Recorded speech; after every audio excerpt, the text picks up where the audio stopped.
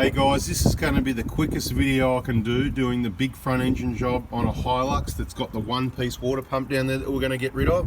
I suggest you go and find the other ones, watch the longer versions as well. But for people that want something quick, I'm going to give you a step-by-step without the physical picture and too much chit-chat. First thing we're going to do is remove that top intercooler cover. There's 5 10mm nuts or bolts. Remove the coolant cap and take the plug out the bottom of the radiator, which is under there somewhere. Okay, you can see draining. After that, disconnect the battery, okay, because the alternator's got to come off and positive wires getting disconnected, etc. Now, then the airbox has got to come off, right? Check this out. Well, I'm a bit upside down, but someone's, looks like they've glued this snorkel plastic, glued it in. So what do? Do we cancel the whole job because we can't get it out? Or do we just have to do what we've got to do and get a bit heavy-handed and rough and try and crack that seal? Unfortunate. Again, you've got to watch who you take your vehicle to and how they do things. Do not glue the airbox into the snorkel.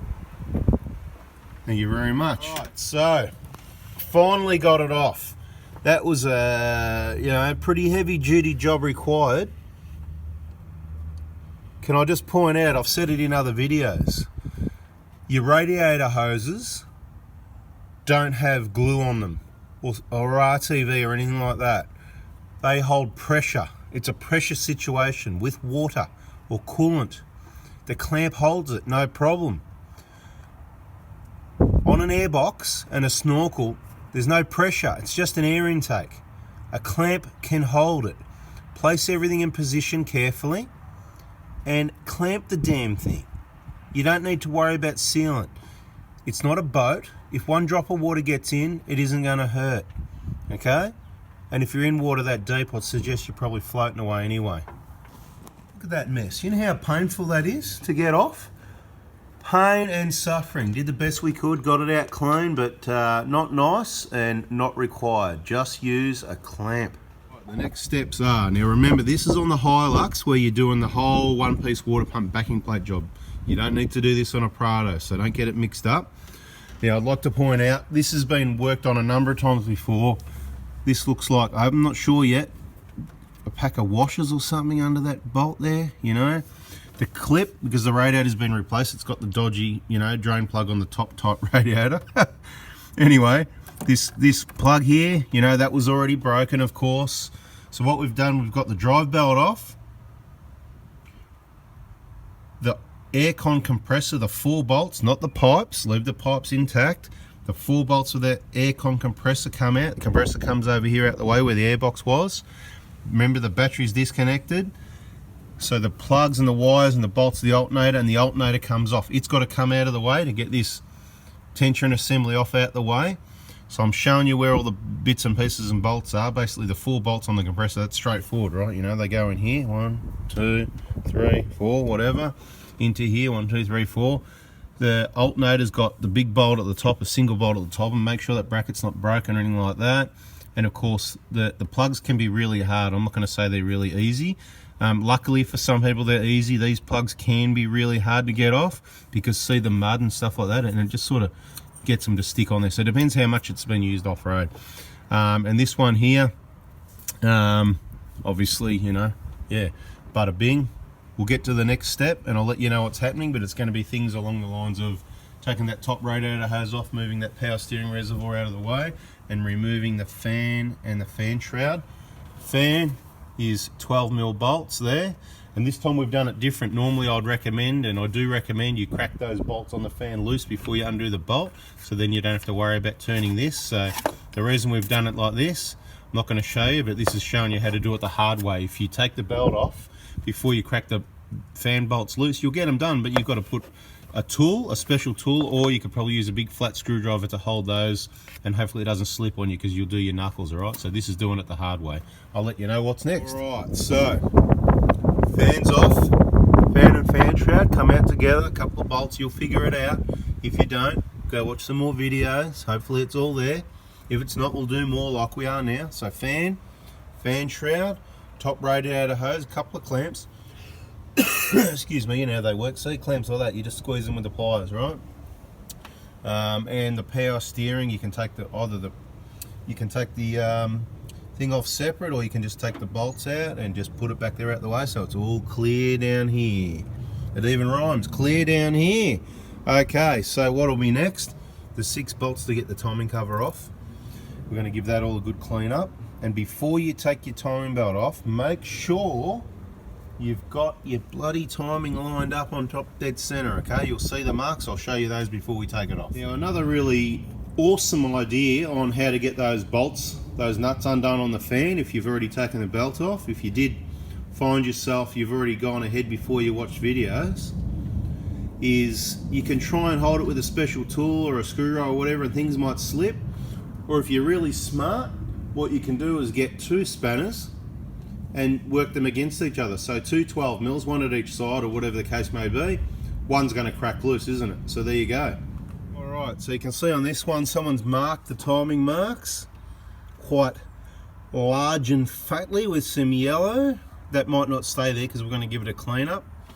We'll see what happens. Now, a little reminder here, when you're doing the timing belt, the big water pump replacement, you're definitely going to have to take this cam gear off to get the water pump off, because the whole backing plate's got to come off. So remember to crack this loose before you take your timing belt off. So we've got our timing belt marks all lined up, beautiful. But let's just crack it loose. Don't take it out, crack it loose, and then just do it up again finger tight, so that when the belt's off, we can get this undone easily without accidentally turning the camshaft and hitting valves into pistons and stuff, you know what I mean? So there's your quick tip. So we're going to crack that loose now, and then we're going to nip it up, then we're going to undo the 2 10mm on the tensioner down there, one there and one at the bottom there. Tensioner comes off, 10mm hex here, that comes off, belt comes off, then this bolt comes off, don't drop the keyway, the gear comes off, then the backing plate, there's a few bolts in that, you'll see. And then we can unbolt the water pump, the water pumpers. You can see down there at that side, that's why all that's got to come off. See those 2 holes there that are empty now? That's where the bracket, the main tensioner bracket, right? And that's all the work that's involved. That's why if you get caught out, if you don't do this job right, and that bearing on your tensioner collapses and you're out on a trip somewhere, and most people don't, you can't get this bearing separately, right? It's we've got a magic wand to get that bearing separately. That bottom bearing, that's part of our kit, and that's why we replace it, so that the bearing on that bottom tensioner doesn't fail. Otherwise you'll end up on a tow truck off to a Toyota dealer, maybe, whatever the case may be, and that tensioner is what they'll sell you in all this work, which is why people get caught out with like a $1,000 job sort of thing. So anyway, that's updated you where we're at. I'll give you an update again shortly. Right, so timing belt off, backing plate off, you can see what's going on. That all needs to come off to get to these 2 bolts around this side, right? Those 2 10mm, you'll see them.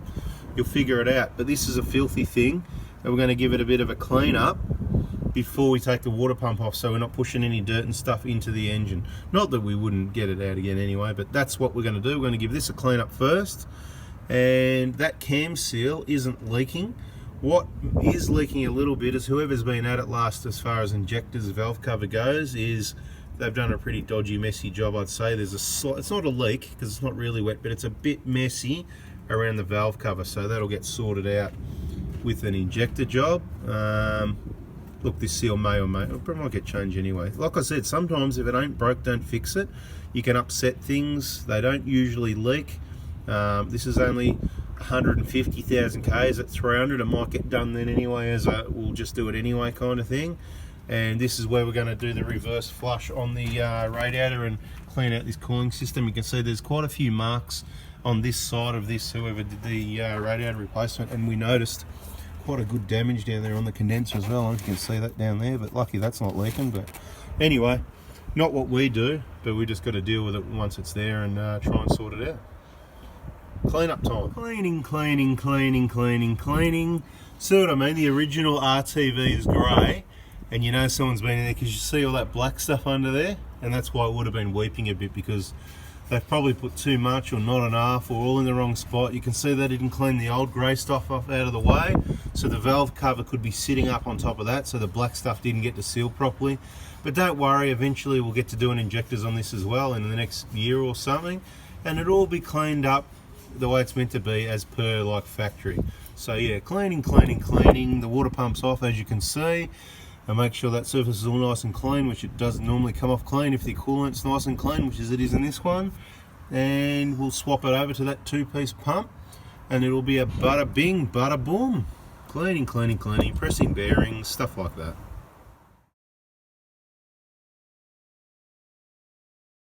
Okay, so all sort of components cleaned up best as possible. Insulation back in place, don't forget that.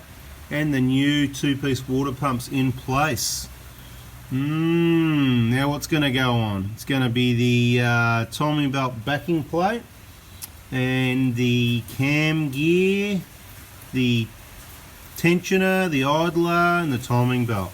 Okay, so yeah, got a bit carried away getting it all back together.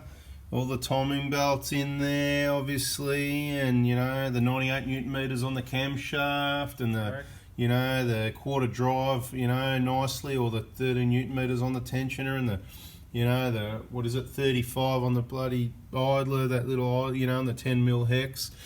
Anyway, double, triple check all your marks, turn it over by hand a little bit before, just to be sure. Put your cover on, your 6 little 10 mil bolts. These things, don't over tighten those, because you'll just pull the studs out of the back of the cover here. Right, see those, not good. Did I make you turn your head upside in and slide it back to front like that, or is that good? Anyway, what does that feel like when you're sitting in front of a TV screen like that? Does that like make you dizzy? What about if I kind of go like that? What does that do? I haven't done that before. Anyway, so you know, you get the picture. So time belt, everything that's on, that's all happy. Double, triple check everything. Just slow down, don't rush it, because that's where you're going to have problems. Get your nice new belt and your nice new bearings and all that. One thing to be aware of, if you're going to press and change your bearings, just make sure it's still got the original pulleys on there. If you see one that's not original, they've changed the whole pulley. Obviously the bearings in the kit won't suit aftermarket pulleys and aftermarket bearings. So for example, on this one, the top one was genuine, the next one down is genuine. That's this one here, but the one down on the tensioner, it's been changed before with a whole new line pulley or something like that, which has got different bearings, so we couldn't change that one. I would advise anyone to keep the original pulley, and if not, you've got to buy one from Toyota. It comes with a bearing in it. It's about $100 or something like that. So that's going to be one little thing. So you might want to have a look at this video and have a really good look. This is what the genuine Toyota ones look like, right? If it's got a flat face on it like that one down there, dodgy brothers, right? Someone's been in there and changed it. Might be hard for you to tell, but anyway, just trying to help, because that's what's happened on this vehicle. Bada bing, you can see the alternators going back on. Tensioner went on first, obviously. You'll figure it all out. Just be aware, as I've said in the more detailed video, there's a few bolts in that tensioner, about 4 from memory, and a couple of them can be hard to see, kind of a little bit hidden if you like, so don't try and lever it or hammer it. When you get the last bolt out, it will fall off. The long bolt goes through there, you know, you got the plug, you got the, if there's an insulating cover, then good. If there's not, because someone's worked on it and replaced the alternator, you can see this has got an OEX on it, it's been replaced. Mud equals money, so it's been replaced. Just getting the fan back on there, you can see one of the nuts started there. It's just kind of like sitting there a little bit, right? Just showing you. So different ways to do things. You can do it with a belt off like this if you like. You know, as I said in this one, we're trying to show you a few different ways to do things. And I suppose this is one point where I can point out to you where the drive belt goes. So it's easy to think of it. The drive belt goes around, all the way around the outside of everything, right? Except for 3 points, and that is here, where it goes under, here, where it goes on the inside of, right?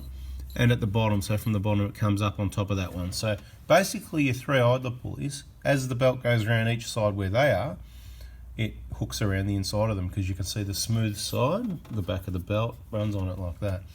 I did have someone come in to me once and argue with me about, he had the belt, I think I mentioned another video, it was on top, the whatever, and I said, well, that's good that it's working, but that's not the way it's meant to be, how the Toyota engineers designed it. And you know, he had a little, wanted to argue. I said, okay, well, you know, I'll tell you what, the easiest thing is just to come and have a look at this car over here. And we had a few protos around at the time, and he went, oh, you're right. So anyway, if you're watching this video, there you go, bada bing, and the belt definitely goes under those smooth pulleys. The back smooth side runs on the, yeah, you can figure it out. What else can I tell you? Got work to do. See ya. Alright guys, so you can't just keep making videos all the time. This is what I'm trying to show you. We've got to get these jobs done and zip through them and all that sort of thing, you know what I mean? So put everything back where it was, right? You know, put the hose back, put the fan shroud back, put the bolts back in the power steering pump, hose, clamps, the right way and everything. I'm not saying this is all done yet, still working on it. Airbox is going to go in. You can see the alternators there, the little covers over the alternator. Some cars that's missing, you know. Make sure the compressor bolt's back in and you plug it in, or your wiring gets plugged back in the end. Now with this airbox, what I'm suggesting, it's a pretty crap design. This snorkel, where am I? Up there. This snorkel, this is like plastic. It's rock hard plastic, and so's the airbox, right? So dumb design, because there's no flexibility. Like, you don't try and fit plastic over plastic, right? It should be like this is a rubber hose, right? That's what it should be joining a snorkel to an airbox. It should be a piece of rubber. But anyway, we've only got, but what I'm trying to suggest is if we try and, by gluing it or RTVing that into position over there, it makes it almost impossible to get off. And what I'm trying to suggest is it's like a tight interference fit. So if the vehicle was to be in water that deep, and I'll just tell you right now, I'm going to go stand here, I'm going to give you a height, right? Because this vehicle's got a lift. That is halfway, that's almost at the bottom of my ribs. I'm about 6, what am I, 6'3", is it 6'2" or 3 or something? Probably shrinking anyway, but look, that's up pretty high. If water's anywhere near there of any depth, you're floating around and you're in trouble and it's getting in other places. But if it was in water that deep, not much water is going to come through that crack. If you're in that water that deep, it would want to only be momentarily. And that's what I'm saying. It's not going to fill up the airbox and go through the air filter in that amount of time. There's a one-way valve. So what we're going to do, it's a really tight interference fit. That's what we're going to do. We're going to squeeze it in there tight, interference fit it is. We're not going to worry about the RTV. If you don't like that, you can use RTV, but it was like a mission impossible trying to get it off. And we don't want anyone to have to experience that again. It's a risk of it breaking. It's plastic. It could end up breaking the snorkel. And you know, some of these snorkels aren't cheap. What's the go, you know? Maybe that's the brand, 4x4, maybe that's the problem, I don't know. But maybe it is cheap, but in my opinion, it needs to be a rubber duct that comes through there so that you can sit the clamp over it and clamp that onto the airbox. We haven't got that to work with, so we're going to refit it the best way we believe possible, and that is interference fit. Get all the rest of this back together. I reckon we're just about done on this video. Hope you got something out of that. If you did, give us a thumbs up. And I'm sure you're already subscribed. You'd have to have rocks in your head not to, and have that balance so you don't miss the next important bit of information. For now, this one might be just in the VIP group. We'll see. When I get some time, I'll have a look at it and see if it deserves to go public or just in the VIP group. Alright guys, hope it's been helpful. Bada bing, bada boom. See ya.